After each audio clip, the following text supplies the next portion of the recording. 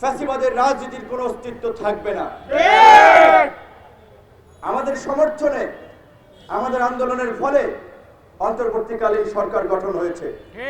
আপনারা দেখেছেন, এই আন্দোলন করতে গিয়ে এই গণ অধিকার পরিষদের মতো একটা উদীয়মান দলের কত নেতা কর্মী ঢাকা থেকে ঢাকার বাইরে, শহর থেকে গ্রামে রক্তাক্ত হয়েছে, নির্যাতিত নিষ্পেষিত হয়েছে।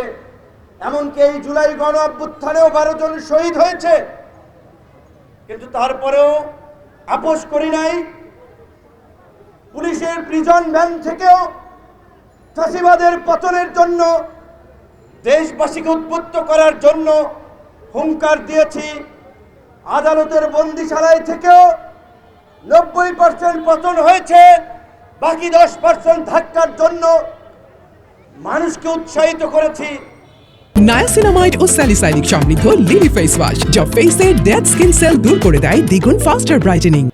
এরকম অনেক রাজনৈতিক দলের নেতা কর্মীরা গত 16 বছর ধরে লড়াই সংগ্রাম করেছে, আপোষ করে নাই, হার মানে নাই। তার ফলশ্রুতিতে এই ফ্যাসিবাদের পতন হয়েছে, অন্তর্বর্তী সরকার গঠিত হয়েছে।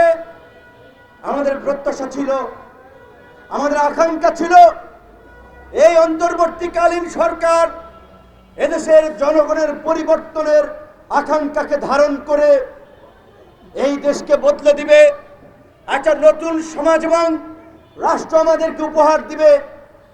কিন্তু 1 বছর পরে আমাদেরকে হতাশার সাথেই কথা বলতে হচ্ছে, বক্তব্য দিতে হচ্ছে, ডায়াসের সামনে দাঁড়ানো প্রয়োজন হচ্ছে। কারণ 1 বছরে সেই মানুষের প্রত্যাশার খুব বেশি পূরণ হয় নাই, মানুষের আকাঙ্ক্ষার বাস্তবায়ন হয় নাই।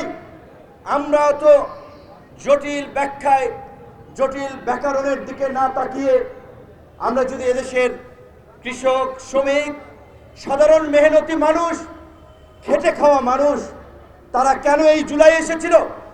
এই যে রিকশাওয়ালারা দাঁড়িয়ে বক্তব্য শুনছে, হাসিনার পতনের আন্দোলনেও তারা আমাদের মিছিলের সামনে পেছনে যুক্ত ছিল, এইভাবে দাঁড়িয়ে বক্তব্য শুনেছে, আমাদেরকে উৎসাহিত করেছে।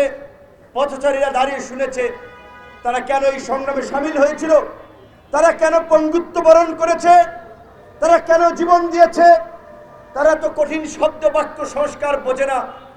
তারা বোঝে তাদের দুবেলা দুমুঠো খেয়ে পড়ার ব্যবস্থাটা ঠিকঠাক মতো আছে কিনা, বাজারে চালের দাম, তেলের দাম, পেঁয়াজের দাম, আলুর দাম তাদের ক্রয় ক্ষমতার মধ্যে আছে কিনা, তাদের কাজের ব্যবস্থা আছে কিনা, তাদের ছেলে মেয়েরা যে স্কুল কলেজে পড়বে সেইখানে তারা পড়তে পারবে কিনা, তাদের পরিবারের সদস্যরা অসুস্থ হলে চিকিৎসার জন্য যে হসপিটালে যাবে ওইখানে তারা চিকিৎসা পাবে কিনা। কিন্তু এই মৌলিক বিষয়ে 1 বছরে কি পরিবর্তন হয়েছে? কিছুই পরিবর্তন হয় নাই। হাসপাতালের চেহারার পরিবর্তন হয়েছে।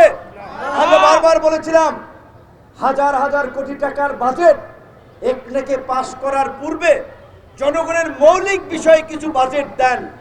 10টা বিভাগে যেই হসপিটাল আছে সেটাকে যদি সংস্কার করে, আধুনিকায়ন করে, যদি হাজার কোটি টাকা খরচ করে যদি বিভাগীয় পর্যায়ে মানুষের চিকিৎসা সেবা নিশ্চিত করা যেত, ওই গ্রামে দিন আনে দিন খায় ক্ষেত মজুর, জেলে সাধারণ মানুষ, তাদের চিকিৎসার জন্য পিজি হসপিটালে ছুটতে হতো না, ক্যান্সার হসপিটালে ছুটতে হতো না, ঢাকা মেডিকেলে ছুটতে হতো না, এবং সপ্তাহের পর সপ্তাহ, মাসের পর মাস তাদের প্রিয় স্বজনদেরকে ভর্তি করানোর জন্য এর পা ধরা লাগতো না, ওর পা ধরা লাগতো না, দালালের পেছনে ছোটা লাগতো।